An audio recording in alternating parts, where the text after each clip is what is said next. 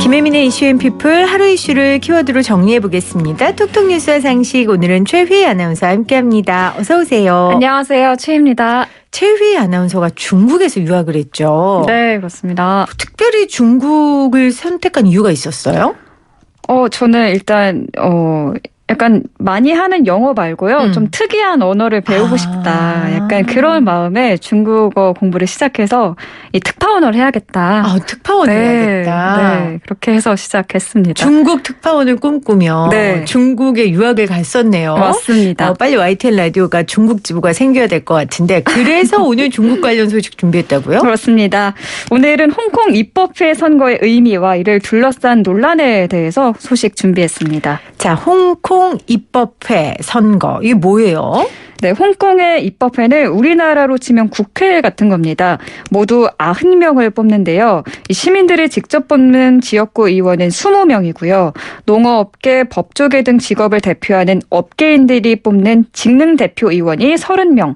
그리고 홍콩 행정장관을 뽑는 선거인단이 선출하는 의원이 40명입니다. 아, 그렇군요. 그러니까 우리나라의 국회의원 선거 같은 거네요. 맞습니다. 홍콩의 입법회 선거가. 네. 근데 이 선거가 왜 논란이 된 거예요? 네, 중국이 지난 3월에 홍콩 선거제를 개편했는데요. 입법회 전체 인원이 70명이었는데 이걸 90명으로 늘렸어요. 원래 70명 중 시민들이 직접 뽑는 인원이 35명, 그러니까 절반이었는데요. 네. 아까 말씀드렸듯이 20명으로 줄어들면서 전체의 4분의 1도 안 되게 축소시켰습니다. 아하. 나머지 70명 역시 중국 정부의 영향력 아래에 있는 사람들이 뽑힐 수밖에 없는 구조이기 때문에 이게 문제가 되는 겁니다.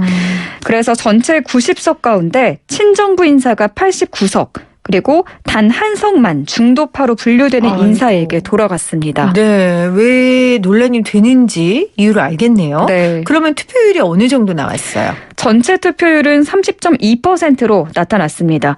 이는 1997년 홍콩이 영국에서 중국으로 반환되고 나서 역대 입법회 선거 중 최저 투표율입니다. 네. 지금까지 역대 최저 투표율을 보면 43.6% 정도였는데요. 이것보다도 지금 13%포인트 넘게 낮은 투표율인 거죠. 네네. 직전 선거인 2016년에는 투표율이 사상 최고치였는데 이때가 58.29%였습니다. 네. 근데 5년 만에 상황이 반전된 겁니다. 이렇게 투표율이 낮다는 건 시민들이 선거를 할 필요성을 못 느꼈다. 뭐 이런 거 아니겠어요? 네, 맞습니다. 아무래도 해봤자겠지. 이렇게 약간 의욕 상실한 그런 게 아닐까 저도 그렇죠. 생각이 드는데요. 그러니까 이미 시민들이 행사할 수 있는 그 인원수 자체가 줄어든 거잖아요. 네. 35명이었는데 네. 20명으로 줄어든 거죠. 네, 4분의 1만큼. 줄어들었죠. 네.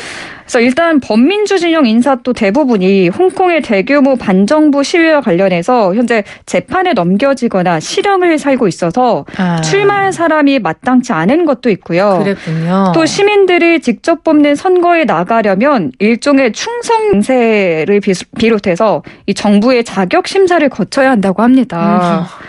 친중 성향 인사가 아니라면 심사를 통과할 가능성이 없겠죠. 그래서 나온 사람들도 뽑고 싶지 않았군요. 그렇습니다. 시민들이. 네. 그래서 야권에서는 이에 대한 반발로 투표 보이콧 운동을 벌였고요. 유권자들도 관심이 싸늘하게 식어버린 거죠. 그래서 투표율이 낮게 나온 것으로 분석됩니다. 홍콩은 언제나 국제사회에서 또 선진국 주요 국가들 사이에서 늘 핫한 그런 땅이었고 그래서 이번에 홍콩의 입법회 선거 결과에 대해서도 이 G7 정부들이 성명을 발표했어요. 네, G7은 캐나다, 프랑스, 독일, 이탈리아, 일본, 영국, 미국이 모인 선진국들 모임이죠. 이 국가 외무장관들이 공동 성명을 내고 민주주의 요소의 침식에 대한 심각한 우려를 표한다고 밝혔습니다. 중국과 홍콩 당국을 향해서 정치 시스템에 대해 신뢰감을 회복할 조치가 필요하다고 목소리를 높였고요. 홍콩의 민주 인사들을 향한 탄압을 중단하라고 촉구했습니다. 네. 자, 그럼 당사국인 중국과 또 홍콩 정부 입장은 어떻습니까? 별로 개의치 않는 모습입니다. 늘 그랬듯이 별로 개의치 않는 모습. 네, 그렇습니다. 캐리람 홍콩 행정장관은 투표가 마감된 뒤 130만 명 이상의 유권자가 표를 행사한 데 대해 감사를 표한다면서 입법회 의원 선출뿐 아니라 개선된 선거제에 대한 지지를 보여준다고 평가했습니다. 또 중국 공산당 기관지인 인민일보는 G7이 성명서를 낸 것에 대해서도 홍콩의 선거 제도를 악의적으로 공격하며 먹칠을 하고 있다면서 이 내정 간섭하지 말라고 강도 높게 비판했습니다. 네. 참. 네, 알겠습니다. 중국은 늘 이렇게 별로 개의치 않은 모습을 보이고 있는데 네.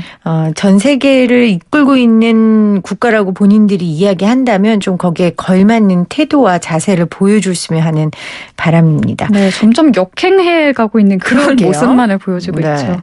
자, 오늘 최희 아나운서 홍콩 선거에 대해 알아봤는데 원래 오늘 샹송하기로 했는데 네. 읽고 있었어요? 저는 안 읽고 있었는데 지금 우리 청취자들도 문자로 기억해 주실 거예요. 여러분 지금 문자 보내시고 네. 샹송하기로 했는데 중국어를 전공했으면 중국어 노래를 네. 하는 게 맞을 것 같아요. 뭐 프랑스 저도요. 샹송 뭐 아니잖아요? 아, 그럼요. 네, 그 중국어 노래 하니까 지금 해야죠.